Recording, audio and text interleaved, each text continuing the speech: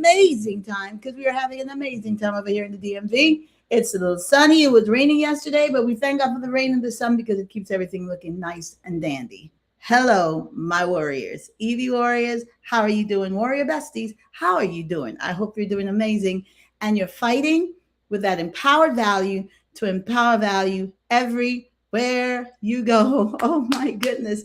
Okay, today our topic is scaling without losing the thread. And I hope everyone is checking their blogs every Friday mornings at 8 a.m. because we're there with our topic, and that's the topic for this week. And if you don't see it there, it's going to be there shortly. We always try to give ourselves a little situation so we can make sure that we let you know that sometimes we do make a little mistake, but we're coming with it.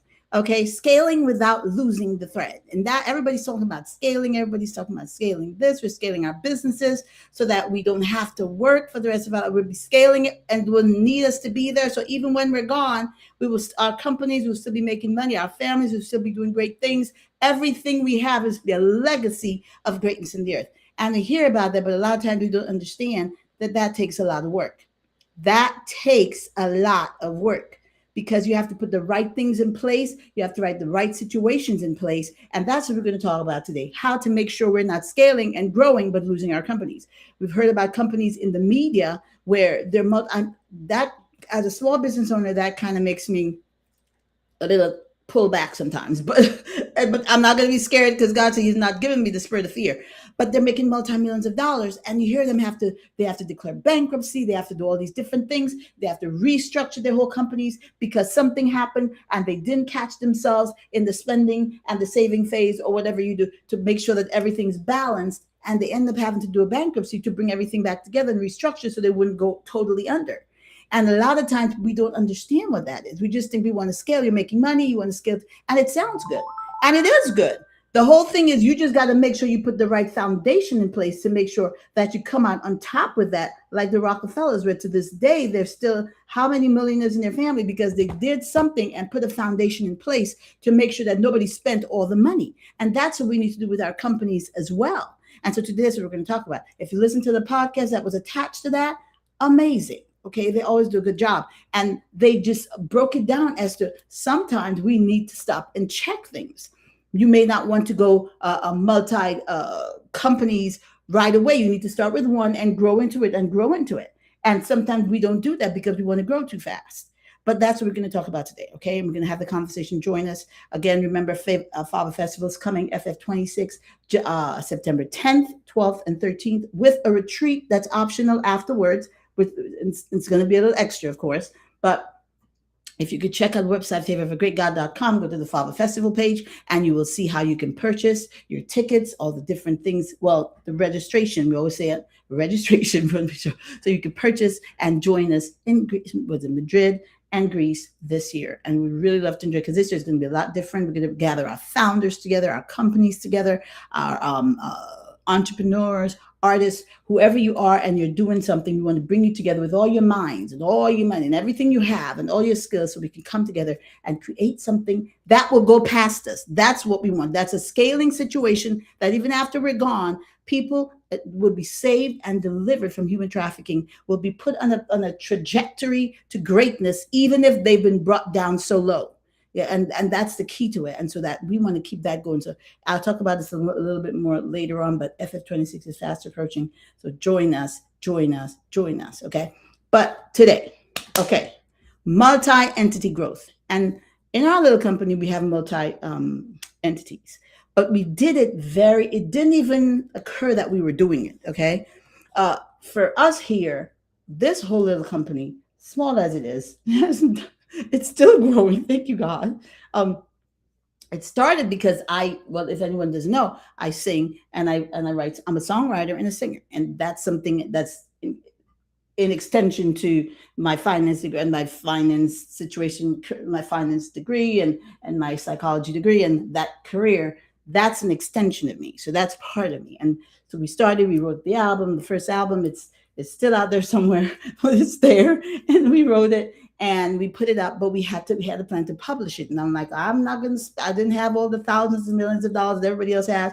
So we did an independent situation, thus Fog Publishing. right? If you look at our, I think we still at Fog or Fava one. I think it's Fog Publishing. We lifted at Fog Publishing. So we created a publishing company to put that album out. And that was really good for us. Okay. So that's where we started. At the same time, I like writing. We did a little mini magazine and different things we had. So that's how we started. And I did that while I was working on my other job. I didn't leave work. I just recently went into this full time. So we were still working.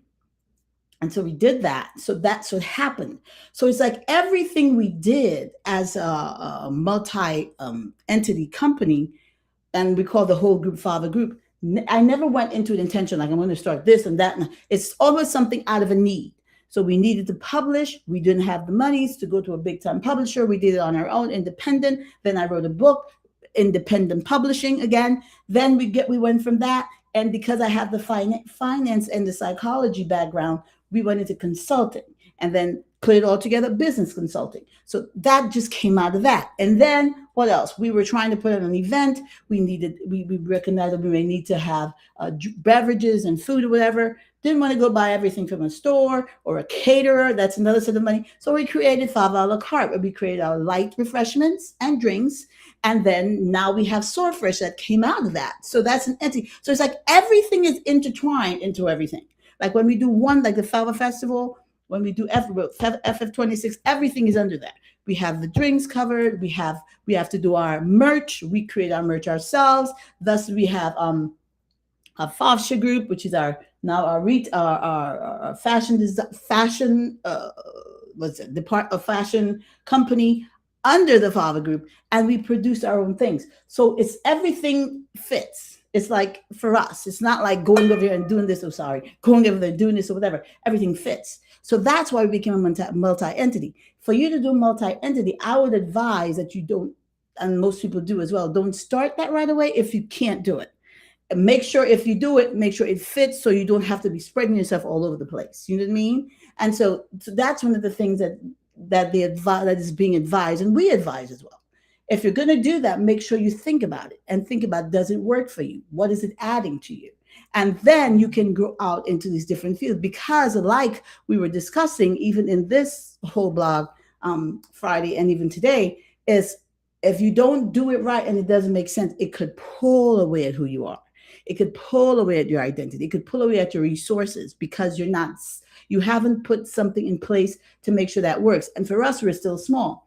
The bigger you get, you're going to need more people to do all that, because you can't do 10 things at once. You need to have each company has its own staff and employee and management and everything to handle it. And then you come under one holding company or one group that looks over everything and keeps it together legally and financially. And then they all have to make sure you have a core of value, like our value is empowered value, empowering value. That core now determines what everybody else does. And you have to make sure you put that in writing and you're clear about everything. Okay. And that's something that works for us. Now, when you're looking at this, we have something, I'm going to read some of the things that we have on there, which is really, really good to look at. Growing from a single company into a family of legal entities is a powerful lever for market research, risk management, tax optimization, and strategic focus. But with that power comes a central danger: losing the thread.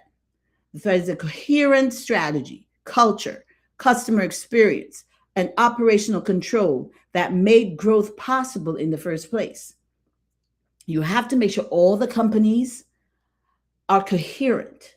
They work together. They have the same culture, the same values, the same policy. You have to make sure the customer experience goes all around. Every company, everybody that goes to them have the same experience. They don't come back with one saying that's a crazy company. They don't treat us nice over there. They don't do that. So you have to have central policies that work for every entity in that group. Very important. If you're like me and I go to some stores, and I've been talking about it lately, I go to some stores especially after COVID, and the customer experience is horrible.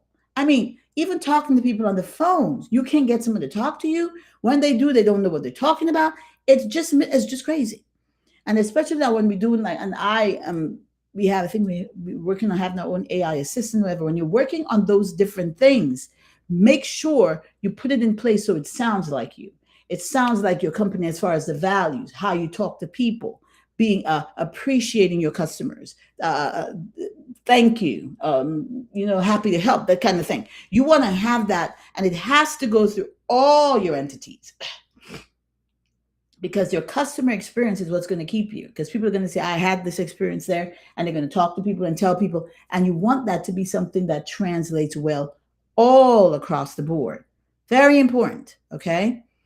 This guide outlines practical structures, governance, and playbook elements leaders need to scale across multiple entities while preserving strategic integrity and operational agility. Very important. Okay. Why multi? And I'm just going to go through everything. If you go on the Fava conversation and look at the whole blog, you'll see all these things written out right there, typed out, or whatever. So you can go through it while you listen to the podcast, or while you listen to us right now. While multi-entity structures are used, why multi-entity structures are used? One, risk isolation.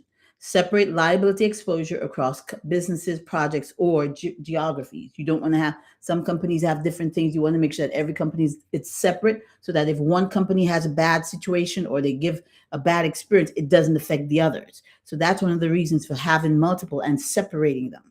Regulatory and tax alignment, taxes as well. You don't want one company causing a problem for the other company. If they're separate, then it's good for you, and it's good for you too as the owner. Okay, because then you don't get your personal wealth, or your personal, like your home and your entity, whatever you have under your personal, your family stuff, won't get affected by the companies. So that protects you well, tax wise, legal wise, and every wise. Okay. Brand and product clarity, house distinct markets, business models, or customer segments. So if you have a fashion, it has to be different from the food and that kind of stuff. You want it to be separate. Okay. M&A and capital flexibility. Make acquisitions, joint ventures, and investments clean and compartmentalized. Each company, if you acquire anything, whether you buy equipment or buy property or whatever, it's separate from the others. So that's a protection for each of your company and everything you do, and you yourself and your private situation. Incentive design, align equity compensation and KPIs by entity. Okay, so you want each entity to have their own identity, yet they have to be under one umbrella of the same culture. Okay, so your values have to play in there, and you have to work with your boards and whoever to structure the whole situation very carefully. Make sure it has your heart, so that when you, in the end, when you're scaling, you practically, the owner does not necessarily have to be there day to day. So the culture you establish and the foundation should run through the entire company, even if you're not going to be there day to day, or you may not even be around. You may have passed on, but that culture stays with the company in its policies, in its constitution, in its legalities, and all these different things. So people know what you expect and know what you want to come out of your company, and you protect that. Because some people can come in there, take over, even if they're management or whatever, and bring in some crazy stuff. And then people start leaving, customers start leaving, because they're like, this is not what we signed up for. And especially when it comes with moralities and how they do things. Some people start coming with crooked situations and all type of stuff that causes a liability to the company and the name and the brand. And that's when you start having problems. So that's why it's very important to strategize that with the right people and put it in writing and sign it and all that good stuff, so that it lasts for generations. That's what the whole goal is. Okay. Common threads to the thread. Fragmented strategy. Entities drift from corporate objectives or pursue conflicting markets. Right there, we're just talking about that. Cultural dilution. Distinct teams develop misaligned norms and customer promises.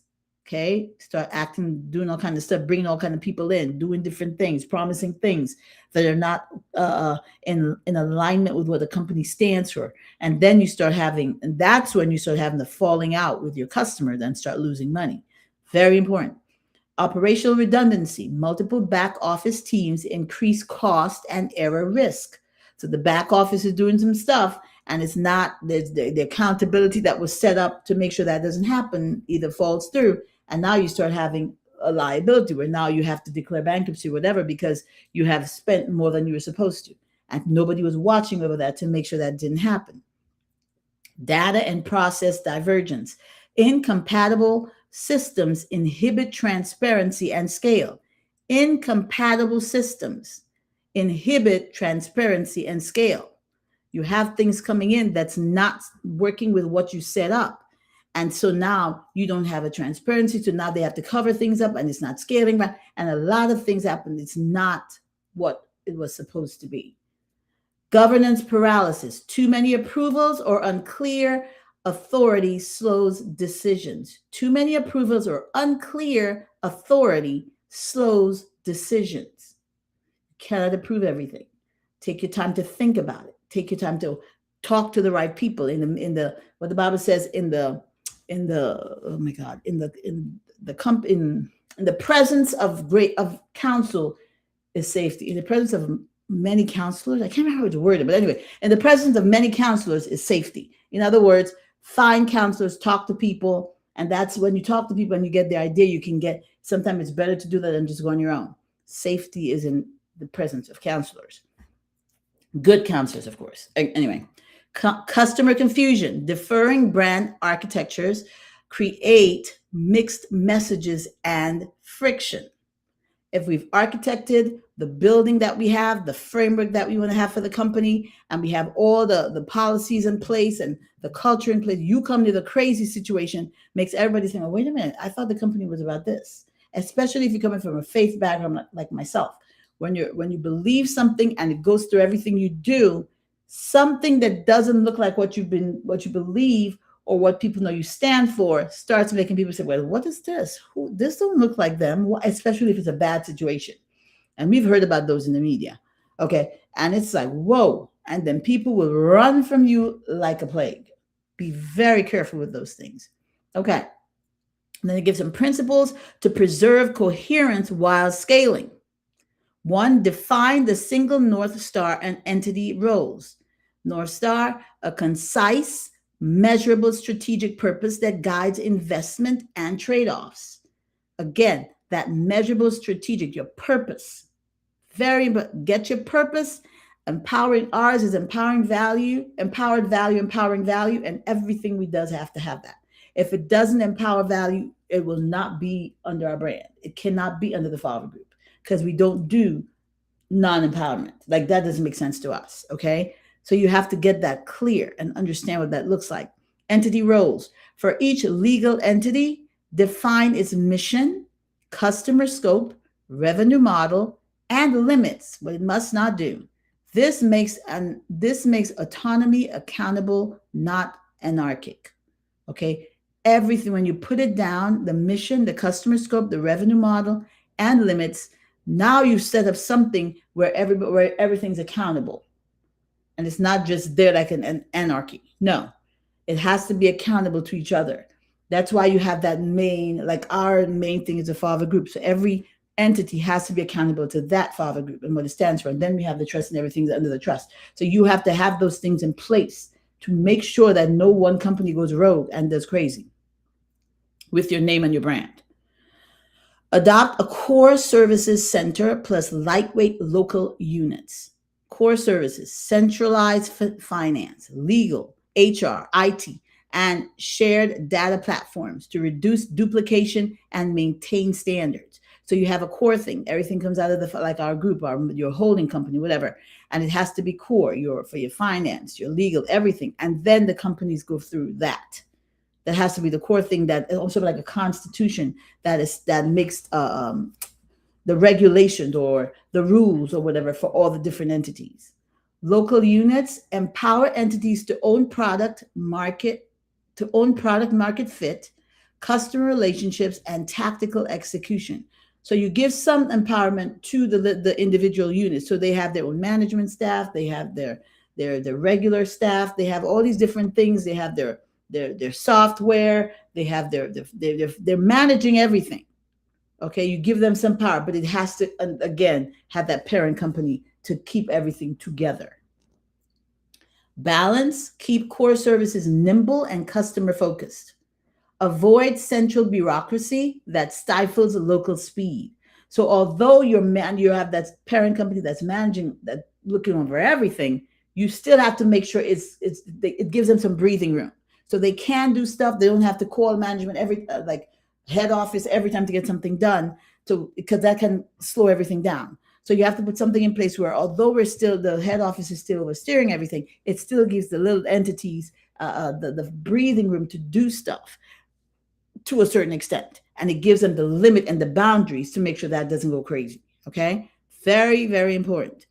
Number three, use a clear governance matrix, decision rights, escalation paths, review cadence. Okay, define for escalation, define when issues move from entity leadership to group governance and to the board. These are things you have to define. Decision, explicitly allocate RACI style responsibilities, who's responsible, accountable, consulted, informed for major decisions. So you have to make those things. This person can do this person cannot do this. All these have to be placed in your policy so that they know we have this much leeway, but we can't go there. And you have the right people in place within each entity, and then the people in place in the parent company to make sure that everything works smoothly. Okay, and clarification is important too, and communication. When people come into work for you, they have to know this is what's going on. This is where this is who you talk to. This is who you don't talk to, and so everybody should know what's going on. Standardized data and integration patterns, single source of truth, master data definitions to enable consolidated reporting, customers, products, financial chart of accounts. You have to have a master data, a playbook or whatever, where everything is done. You see everything, and then you have everything breaking out of that. API first architecture, integrate entity systems via modular API or standardized connectors to allow differentiation without data silos. Data governance, enforce roles, quality checks, and security policies centrally. Provide analytics provide analytics templates to local teams. So you have to be checking the data, see what's going on with each company, have somebody looking at it, and then the whole parent company looks at all the companies, and then you talk so you can see what's going on within, and you can govern that and make the decisions. I just heard somebody talking about that, where he said every month, I guess he has multiple companies or firms or whatever, every month he has to see the numbers for each one. And then he goes to the leader of each department or company or whatever, and he tells them to go through he has like a grading system for each, I guess for each employee, whatever. And he tells them, go through each employee and grade them based on this scale. And the ones that are the top ones, you keep. The ones that are like he said, the C level or whatever, the C level, you have to look at them and see if you want to keep them and if they're valuable to the company. And if you can't, then you have to let them go because they will bring down the company. Now that's a little tough to hear because nobody wants to be let go. If you've ever been let go, it's not a good feeling. But you have to. But one thing he even said was that he allowed them to go and look for other jobs while they were there. Because he said it's quicker to get another job. Why do you need another job or something like that? So I thought that was different, but that's what he said. It works for him. And so whatever it is that you can create that can help you maintain that environment of productivity, of excellence, then you do that so it can work for you and your company can have longevity. Okay, design a coherent brand architecture, brand taxonomy, decide corporate endorsed or independent brand approaches with clear rules for naming, visual identity, and customer facing messaging. So you have to get that from the parent company. You get what you want to use, what's the logo, what's the how you want the company to look. Is it the bright companies, all these different, what kind of culture do you want it to be? So you do that from the head office and then bring that into your solidify that. And then each entity now knows what they're supposed to do. Journey alignment, map customer journeys across entities and remove frictions. Billing, support, onboarding. Map customer journeys across entities and remove friction. I would just talk about the frictions.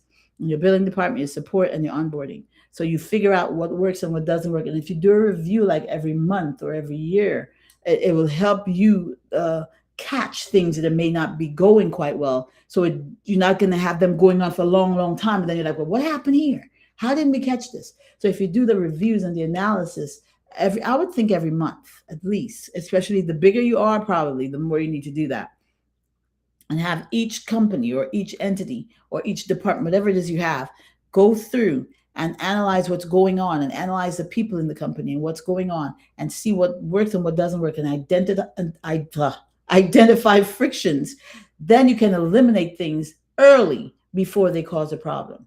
Very important to determine and nip in the bud real quickly. Okay, trust continuity. Maintain consistent service level expectations and escalation points, even if the legal entity differs. You have to have a continuity of trust, especially among your leaders. Okay, number six, we need to hurry up here because we don't have time. Oh, it's almost done.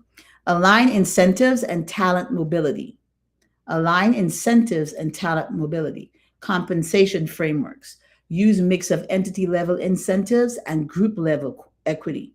Performance bonuses to encourage both local growth and contribution to group outcomes. Talent pathways. Make cross entity moves easy. Rotate leaders across businesses to share best practices and embed culture. We had that at one of the places I worked, and it worked so well. Have everybody learn each other's role and stay in it for like a day or two, understand it. Because the thing about that, it helps you understand each other. If you have something that you could add to it to improve the situation, that could work as well. But they wouldn't know if you don't go in there and share it with them. So you cross culture, it helps a lot too. And then the one where it helps, especially where we were, is that sometimes you have people that have to leave the company, whether they leave or they get laid off or fired, whatever, and they leave, and they can't. It's a short notice, so you can't find somebody to replace them. So that entity is empty, like we were talking about last week, and somebody has to fill it in because the job is very important. You cannot just stay empty because the work won't get done. And so it's very important if you have that cross culture, that cross entity culture, whatever, I don't know what you call that. Yeah. Then somebody can fit in because they've already practiced in that role and they can now jump in and fit in until you find somebody. So that cross entity works. Okay. And if you do it well anyway. Some people don't like to do it, but I think it works well because now everybody knows everybody's role. They can contribute to it. They can help them with it. If something happens, somebody gets sick, you can have somebody fill in without having to have everything drop and everybody's being in an alarming situation. So that works very well. If it's done well, okay? Got to say that. Leadership standards. A shared leadership competency framework preserves culture and decision quality as teams expand. So a shared leadership competence, have the leaders understand what each other does. Okay, so they can help with each other. And if their one department is not doing well, they can come in and see it. It just helps because it builds coherence. It builds like a culture of togetherness in the company where everybody's not like, well, my department's good and yours not good. You know, it's like we all have to work together to get this going. And if one of us falls down, there's going to be a problem. So we all need to work together to make sure this is a successful company so that we can benefit and our customers can benefit. Again, it's about the impact. Keep capital strategy explicit. Funding rules. Define when entities should be self-sustaining, when to draw from group capital, and criteria for new investments. That's how you understand how to spend that money. Return expectations. Set expected return thresholds and hold entities to transparent KPIs, cash burn, contribution, margin, ROI. So understand what your return, what are you expecting from your return on your investments. Every company needs to know how much they should be bringing in. When we put this in, we need to know how much we need to get at least 50%. We expect at least 50%, whatever. And if it's not doing that, then we need to make some adjustments. So that should be lined out pretty early and put into so people know what they're supposed to do. Treasury operations, centralized cash management, where practical to centralized cash management where practical to optimize liquidity and reduce external financing. Very important. Centralize the cash management, whether it's in a holding company, to make sure that if you need cash, you don't have to always go out to finance. You're putting things in reserve, you're putting things aside. So if you need that extra, you have it. And usually that's centralized in the holding company so that if something happens, you can go from there. Okay. Trusts are very good to have that in the trust you set up. And that's also for company where you set up so you can have a continuous cash flow so that almost like you never really have to go out for monies because you've set that up where a specific amount goes there and it stays there and it builds and builds for years to come. So you can have that to go to if you need to. Almost like it becomes your bank. And that could be the same thing with companies as well. Okay. Whew. Okay. Number 8, operational playbook and minimum guardrails. Playbook, maintain a living operations manual covering finance closes, procurement thresholds, contract templates, HR policies, security standards, and incident response. You have to have that. It's like a manual that has to be the almost like the master playbook. And usually you need to keep that in your parent company. And then each brand should have probably in their head office not the head, yeah, I guess each company has a head office should have that, a copy of that as well, so they can have it there, so they can refer to, because each company is not going to run back to the parent company every time. Okay, they have to have something in place. So you make a master, keep it in the parent company, and then you have each branch, each company has a master, a copy of that playbook to guide them through. You have to have that. Okay. Minimum guardrails, compliance, legal, data protection, and finance controls that cannot be waived without explicit approval. You have to have that. Like we were talking about boundaries one time. You have to have that because people will go all over the place. Like, I didn't know. And then when you come back, you're like, well, what kind of hot mess is going on here? You have to give them the guardrails. You can't do this. You can't do that. If you need to go past this, you need to check with the head office and get approval by 1 or 2 people. These are the different things you have to have, because if not, especially when you have big companies and multiple companies, yeah, you're going to have somebody that can be missed. I like watching this show. I watched it as a kid, and I just found that it's on Roku. Heart to Heart. I love that show. And Mr. Hart is like on that show. The character, he's a multimillionaire, and he owns all these different departments and different companies, and then he acquires different companies, and they're all over the place. You have, I mean, it's like oil, it's like finance, it's like tech, mechanics, all kinds of things he owns. And then in there now, in a couple of the episodes, in one of his companies, there was a rogue situation going on. And he didn't even know. When he came in, they caught it, but other people were trying to kill him and take down his company, and he had to catch them. If you know, it's like an investigative situation. And he caught them, and they got the police, and they caught that person in the nick of time. But he had so many companies, people didn't even know him. They didn't even know what he looked like. They knew their owner was Jonathan Hart, but some of them didn't know what he looked like, because he wasn't a person that was present at everything. He had people taking care of that for him. And it was a good thing too, because then he could sneak up on them when they didn't realize it. And he would find out if the company was doing well or not. And they didn't even know who he was because they never saw him. So companies can be that big where you don't even know who the owner is. You've never seen him. You know his name, but you've never seen him. But he had things in place to catch these people. So when they were doing stuff, and it's like, what is going on here? And the people in the company didn't even know. And then they had to investigate and find them and stop it in the nick of time so they couldn't mess up his companies. So that's where I realized, well, yeah, companies can get so big that you have to have things in place early so they can be in place to catch the people that may be trying to go rogue and bring destruction to your company and everything that you've built. Okay. Enablement, provide templates, training, and a business services team to accelerate local execution without reinventing core processes. Enablement, provide templates, training, and a business services team to accelerate local execution without reinventing core processes. So from the main company, you have teams in place, training in place, things you can send your different employees to so they can be trained, and you can get the information they can get the information they need to execute the job and the task that is at hand without going all over the place and creating different things. So you have to almost like you have to see ahead. This could be a potential problem in the future. So we need to have things in place to train them as to how to handle that. And we could do that from in-house as opposed to going out-house and and probably spending more money, okay, in that situation.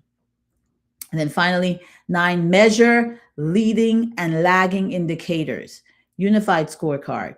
Bring group level metrics, revenue by entity, consolidated margin. So you have to bring those things together. You have a scorecard, so people could check what their what's going on, how much revenue is coming in per entity, per company, the margins and everything that should be in place. So when you're checking those things and they have the scorecards, they could tell, well, this is doing well, this is not doing well. But it has to be something. Again, like I said, monthly would be a good way to do that, especially if you have a lot of companies, to check and see what's going on. So you can know what to curb, what not to curb, and all that good stuff. Okay, so I hope you enjoy this, because I enjoy doing these little blogs, because they help me sharpen me, and they also sharpen you as well. And again, the podcast does help you get a visual on what's going on with this as well.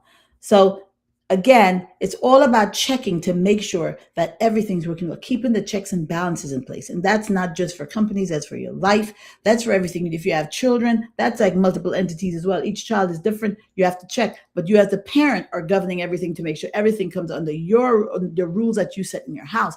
But yet each child is different.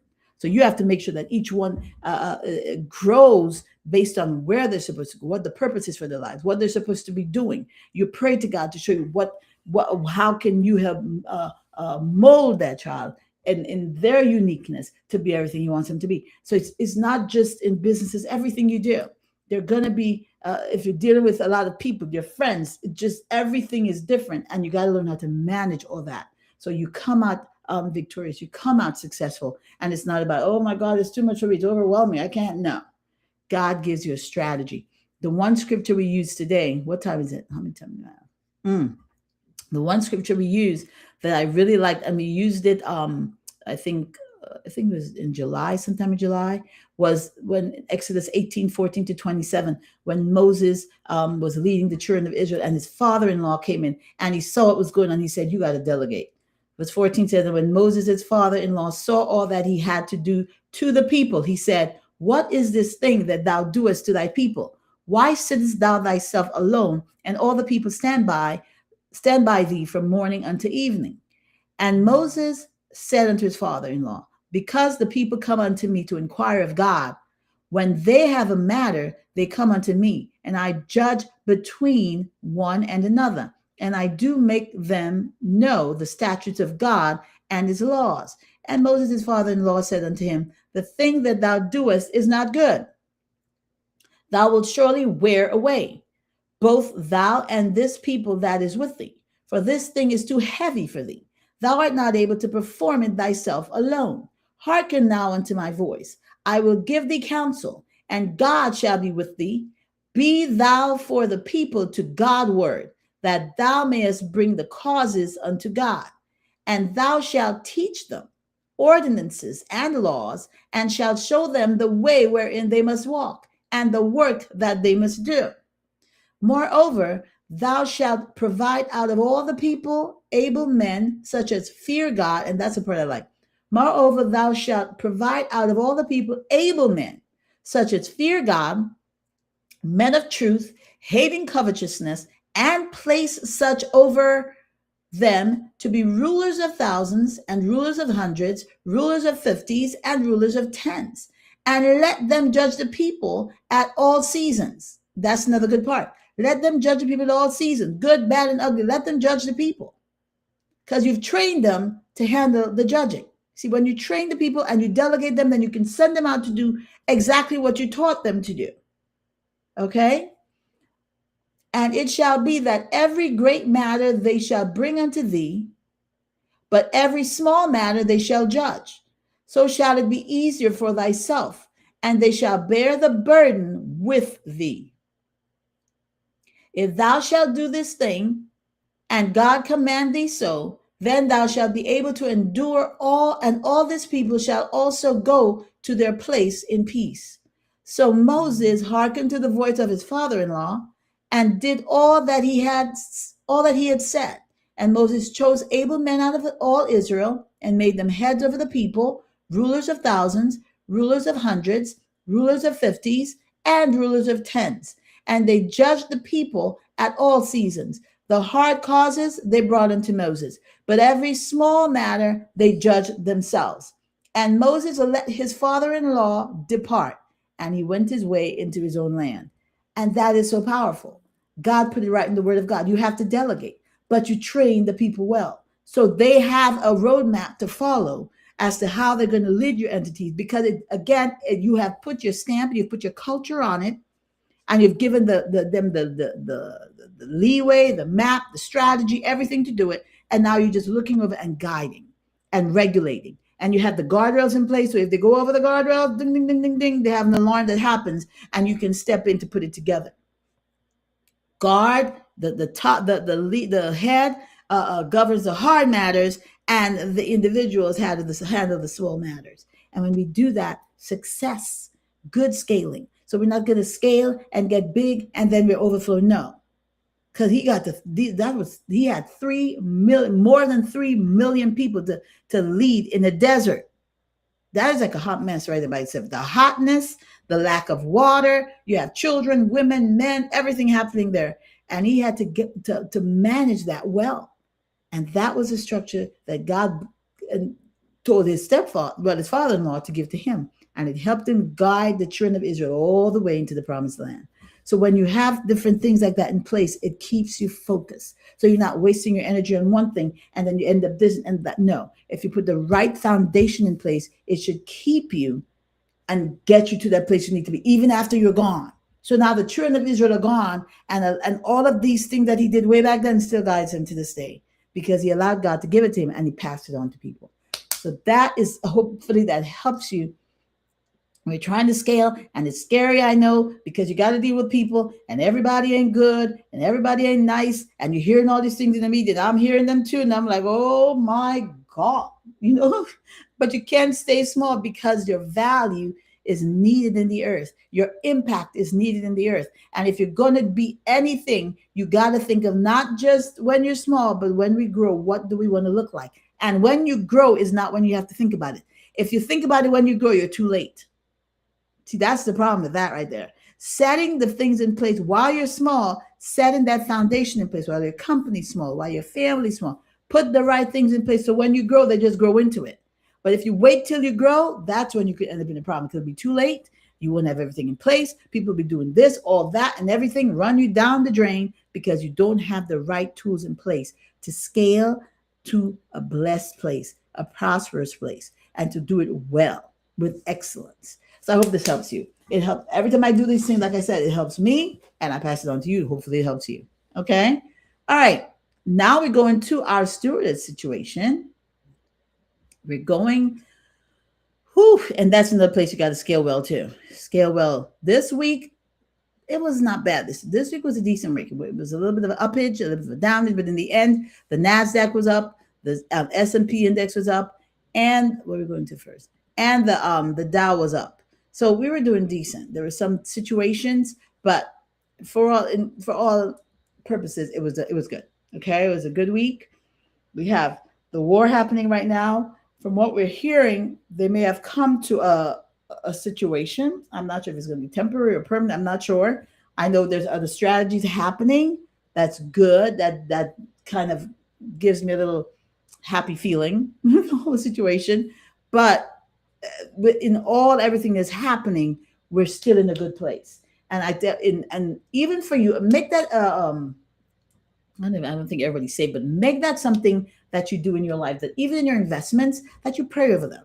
I mean, I listen to the news, I listen just like you, I get the advice, I see what's going up, what's going down, but I still pray over them because I need God in everything, because you don't know what's going on. I mean, it's just a mess in this world. But you pray over them and say, God, every investment, everything my hand is set to do prospers. So lead me to the right investment, lead me to the right strategy, so this could work well for me and my family. You know what I mean? So always do a little prayer, because the prayers will help keep you from different things sometimes too as well. Okay? All right, Netflix, again, still in the 79, but still it went up a little bit this week, 79.59. I still can't, I don't know.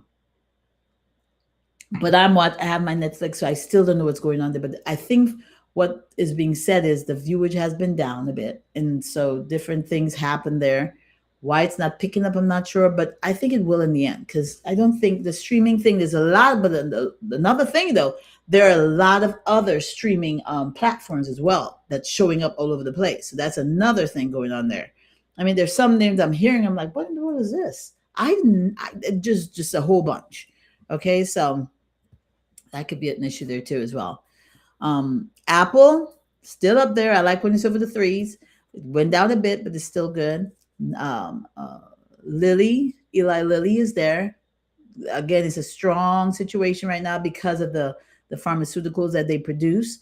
So they went up a bit, so that's good. Micron Technology is down a bit, but still good. Still not too far from the 1,000. That makes me feel a little better. Um, SanDisk down a bit, but in the 1,005, still good. I like to see that. SpaceX did good this week. They were all the way up to like 140 something, and they dipped again to 136. So I like that because they had gone down. I think they've gone down to like, was it close to 99 or something? I was like, well, wait a minute, no, go back up. But so they're up to 136, so that's good. AGNC again, strong, tried but true, still in the 10.8s, which is normally where it's at for the most part. $10.89. So that's good. Again, remember, it's a good REIT to have, longevity and dividends every month. Yeah, that's the monthly. Good is another monthly as well, still out there strong. Did a little dip, but still strong. Gain is another one up there. Now you see Gain has a nice little price right now. Gain is doing good. That's good for them. And that's also another monthly. RDT is a weekly and is doing nice and strong, is right there. So you want, if that's another one you could look to add to your portfolio and look at it and see if it works for you. Chevron is up to 205, but down a bit. Now remember, that's one of the energy uh, stocks, like gas companies. So they're down a little bit now with the situation with the oil. I think the barrels of oil went up, the price went up a little bit, but not too much. And I think there's, because I guess a solution coming to that whole thing in the Hormuz or whatever. And let me just leave that alone. Okay, let me leave that alone. TSYY. I think they're working on getting other alternative solutions to that whole Hormuz. And that, if that's what they're doing, I'm so happy for that, because that would really bring a blessing to the world. Jesus help us. TSYY is another weekly doing nicely. Okay. Remember that after the reverse split, it was like a 22. So it's going back up a little bit to 20.41. So that's not bad. Okay. And again, it's a weekly. So if you don't have, every Friday is payday. Well, sometimes it's Tuesday or Thursday, but every week is a payday with them.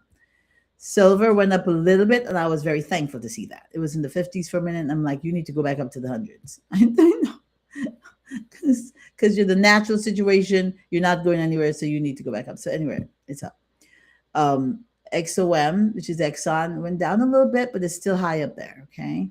Meta went down, went up this week, but it went down after, was it last week? They had that separation from Manus. I'm not sure if they sold Manus or Manus just, I don't know what that was going on there, but it was a separation. It caused a little damage, but they're picking up again. So yeah.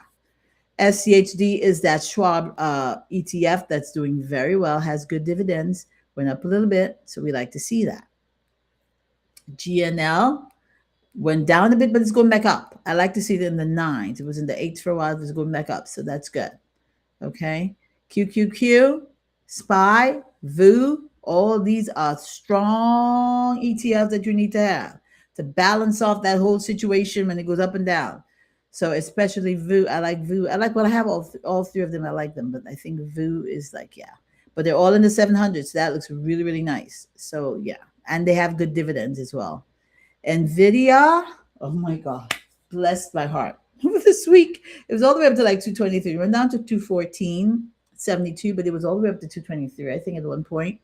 So we want to see it go back up. But I like where it's at right now. I like that. And it's very strong right now. It's in the middle of this whole AI thing. And it's just there. And I think they're doing a lot of teaming up or collaborations with other companies. So that's very good. GNMA, okay, that's a bond, and it's at 43.59, went down a bit, iShares. And YEF is another weekly, and it's up to 9.10. Oh, I didn't know that, because it's been in the 8s for a while. So that's very good. So on a whole, there's some decent situations going on. A lot of good with the ETFs. Again, if you're feeling a little about the whole situation, up and back, the economy going up and down, ETFs are your way to go because they have that whole pool. I think all VU, SPY, and QQQ. I know VU and SPY for sure have Nvidia, have Tesla, have Meta, all the big names in there. So if you get one of those VUs, you have shares in all the big companies, the top 10 companies, I believe it is. Yeah. So if you don't have Nvidia, but you have VU, you have some of Nvidia. Okay, so that's the good thing about it. They have the pools of all the strong companies right now. So if you want to, if you don't want to, if you just feel I don't know about this, just get an ETF. And the the Schwab one is a very good one too, and that will help to quiet your angst a little bit. Okay, what else is there? We're going to do our Nasdaq now. Let me go back to Nasdaq. Nasdaq should show decently because this week it just, yeah. I mean, and for everything that's going on, we have the Grand Prix race going on in DC right now, looking very good over there. So all these different things are helping to boost the country, boost the economy, boost morale. So I think we're good. We're good. Technology that powers the global financial system. Okay. Okay. Most active by dollar volume. Usual right here. SPY, see, it's up a bit. Tesla is up a little bit, 362. I like it in the 400s. I wanted to get back up there. But it's a plus 5.13%. Nvidia was down a little bit. The dollar volume. Okay. Micron MU was down a little bit in the dollar volume. And QQQ was up a bit, plus 0.353. So, yeah, decent.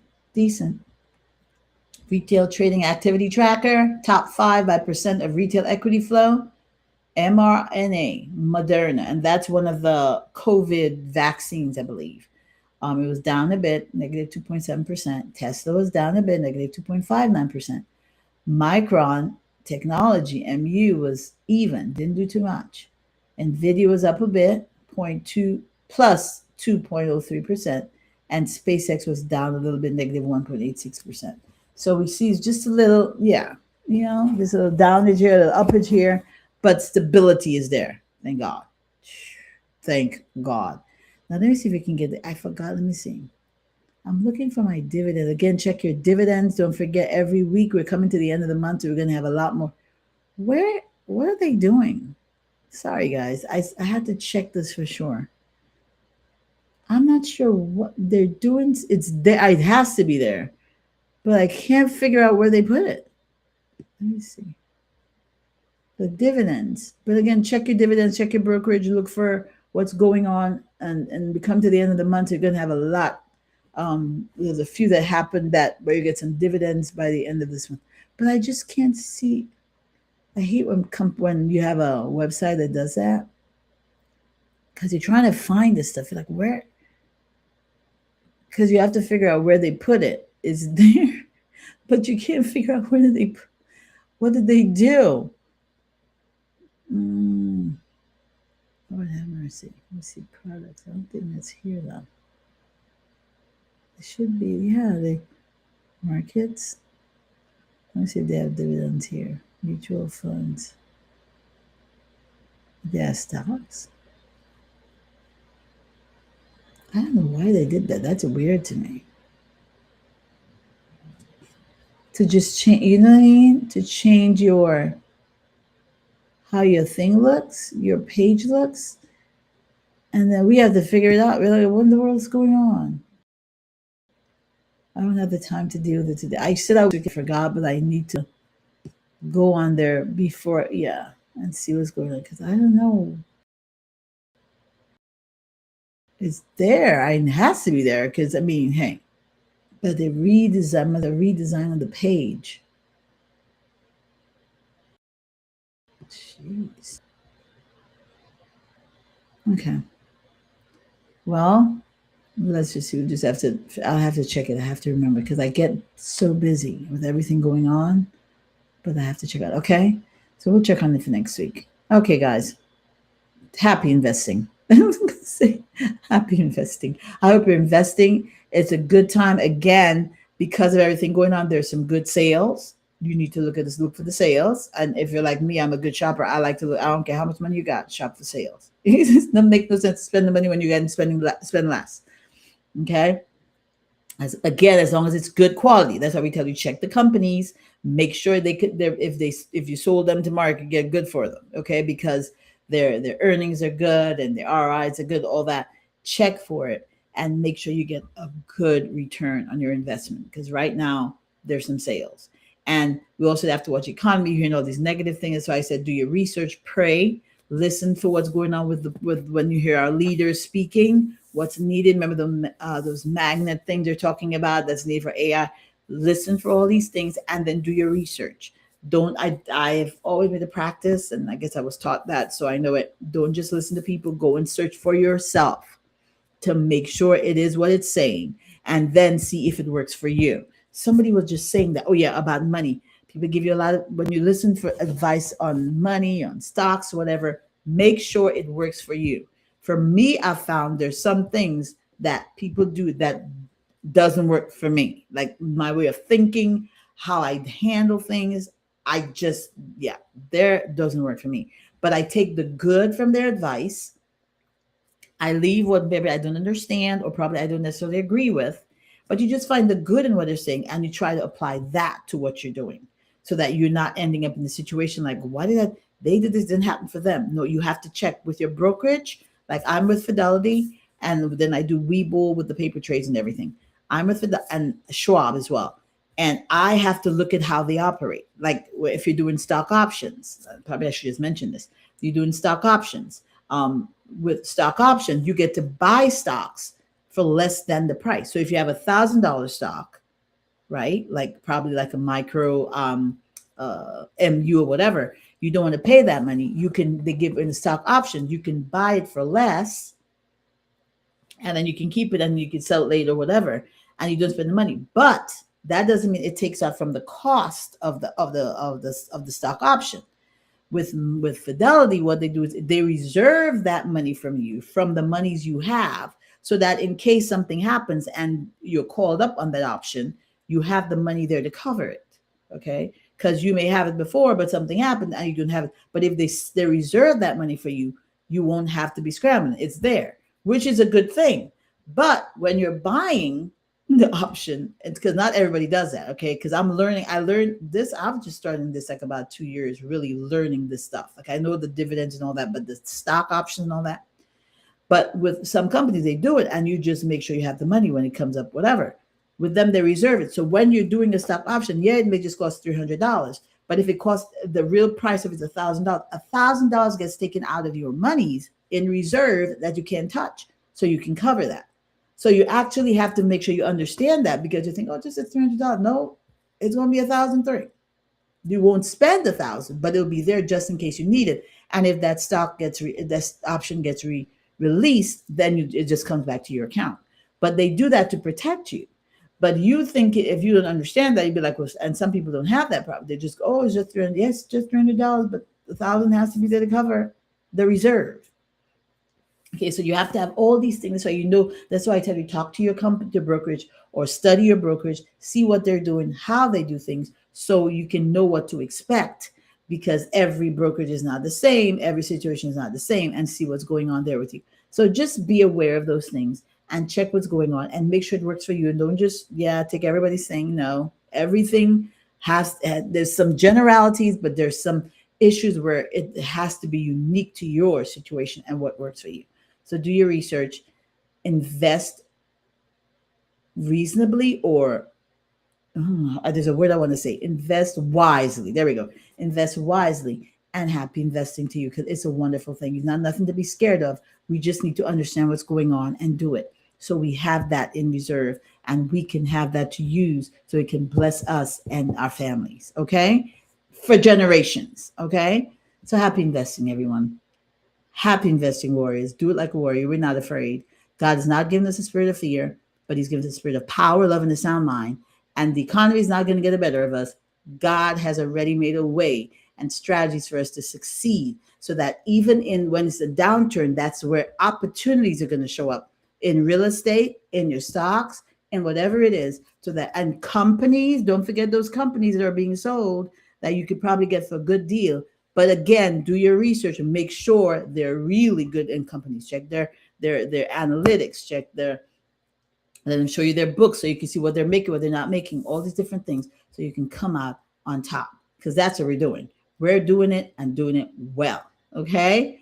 Oh my God. I hope we enjoyed today. I do every Sunday. It blesses my heart just to be out here talking with you guys and hearing what's going on, and we can talk about it together. Don't forget to like, subscribe, and share. If you're on YouTube, like and share on Facebook, like and share on Instagram, share, give us a help on the algorithm. We're putting everything out here to make sure you get blessed. And if you bless us, then we can bless you and even more people. That's what we're about right here. Okay. So don't forget to do that. FF26, go on our website, check, share with someone so we can come together to help liberate people. That's what we do here. We liberate. We luxuriate to liberate. We hydrate to liberate. We donate to liberate. This QR code right here, because we're helping people and we don't want it to be just about us. We want to spread the love that God has placed in our heart and the favor he set upon us so we can spread it to others so they can enjoy everything that God has for them. Now we're going to close out with this song, Brick by Brick. And that's from our series for this year, for this month. We'll probably come to the end of the month. You have to come September. And we have these originals that we're coming up with to help you understand you're building brick by brick. But don't get discouraged, because in the end, it's going to be worth everything. All the effort, all the hard work is going to be worth it if you keep building. We thank you for being with us. Again, join us for FF26 September 10th, September 12th, September 13th, and if you stay for the retreat, 14th through the 16th. And we're going to enjoy God and enjoy everything he has for us. And we're going to help people in the meantime. Okay? So we'll see you next time. Remember to enjoy what? Fava Conversation. We'll see you next time. Bye-bye.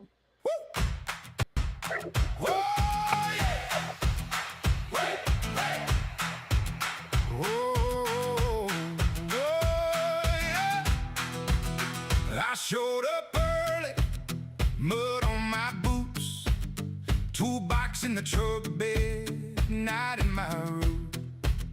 No grand parade, no gold on the sign, just a chalk line straight and a long, slow climb. One more board, one more nail, hands stay on its back, won't fail. We don't rush, we don't break, little by little.